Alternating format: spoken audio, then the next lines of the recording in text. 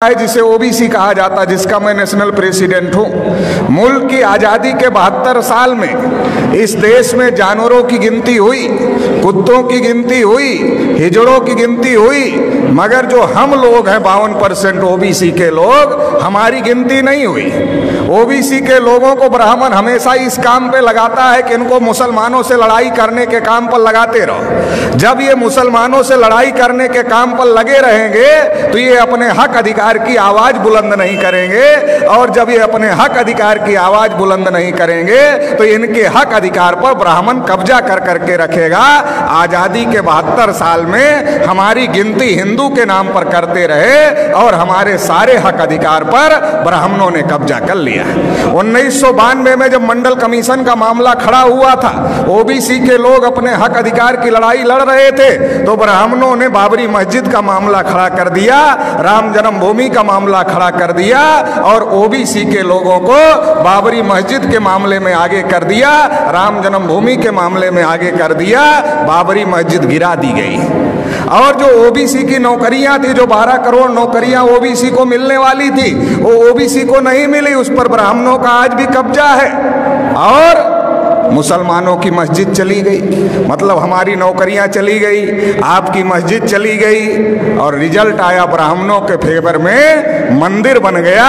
अभी मोदी जी अपने को ओबीसी कहते हैं, मगर उन्होंने ट्रस्ट घोषित किया, ट्रस्ट में एक भी ओबीसी के आदमी को मेंबर नहीं बनाए। जब मुसलमानों से लड़ना है तब हम हिंदू हैं, जब हम अपने हक अधिकार की बात करते हैं तब हम हिंदू नहीं हैं। मुसलमानों से लड़ाने के लिए हमको हिंदू बनाते हैं, और इस देश में हिंदू है कौन? ओबीसी के लोगों को ब्राह्मणों ने हजारों साल से शूद्र बनाकर रखा, पढ़ने लिखने के अधिकार से, धन संपत्ति रखने के अधिकार से, बोलने सुनने के अधिकार से, सभी अधिकार से वंचित करके रखा। लिखा मनुस्मृति में, अगर आंख से ज्ञान देख ले तो आंख में सूजा डाल देना चाहिए, उच्चारण करे तो जीभ काट लेना चाहिए, और अगर कान से ज्ञान का एक शब्द सुन ले तो कान में शीशा पिघलाकर डाल देना चाहिए, ये लिखा। शेड्यूल कास्ट के लोगों को अछूत बना के रखा, आदिवासियों को जंगल में रहने के लिए मजबूर किया, तो देश में हिंदू है कौन? ब्राह्मणों ने हमारे ऊपर इतने जुल्म ढाए, हमें अछूत बनाया, हमें शूद्र बनाया, हमें जंगलों में रहने के लिए मजबूर किया, तो हमारा धर्म और ब्राह्मण का धर्म एक नहीं हो सकता। हम हिंदू नहीं है। आप रामायण पढ़ लो, महाभारत पढ़ लो, गीता पढ़ लो, वेद पुराण पढ़ लो, श्रुति स्मृति पढ़ लो, कहीं पर भी हिंदू लिखा हुआ नहीं है, क्योंकि ये हिंदू हिंदी भाषा का शब्द नहीं है, ये हिंदू संस्कृत भाषा का भी शब्द नहीं है, ये पर्शियन भाषा का शब्द है, जिसका अर्थ होता है हारा हुआ, नीच, कायर, काला, चोर, गुलाम।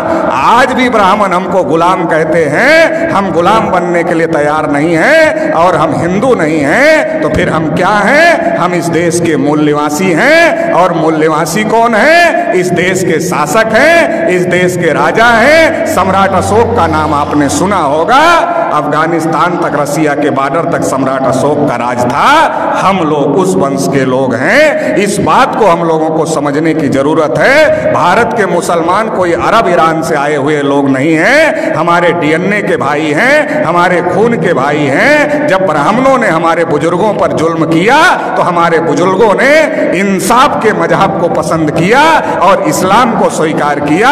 भारत में जो मुसलमान हैं हमारे डीएनए और खून के भाई हैं। इस बात को ब्राह्मण जानता है, इसलिए दंगे में हम मरे या दंगे में आप मरे, ब्राह्मण की सेहत पर कोई फर्क नहीं पड़ता है। हमारे और आपके बीच में ब्राह्मण आ गया है, उसको बीच से हटाना होगा, भाई को भाई से गले लगना होगा। ब्राह्मणों ने हजारों साल से हमको मजलूम बना के रखा, 72 साल में मुसलमानों को मजलूम बना दिया है। इसलिए मजलूम को इकट्ठा होना होगा, और जो ब्राह्मणों ने नाइंसाफी का निजाम कायम किया है, इसे ध्वस्त करना होगा और इंसाफ कायम करना होगा। इंसाफ की इस लड़ाई में आप साथ देंगे, इतना ही कहते हुए आपने मुझे सुना, इसके लिए आभार, धन्यवाद। जय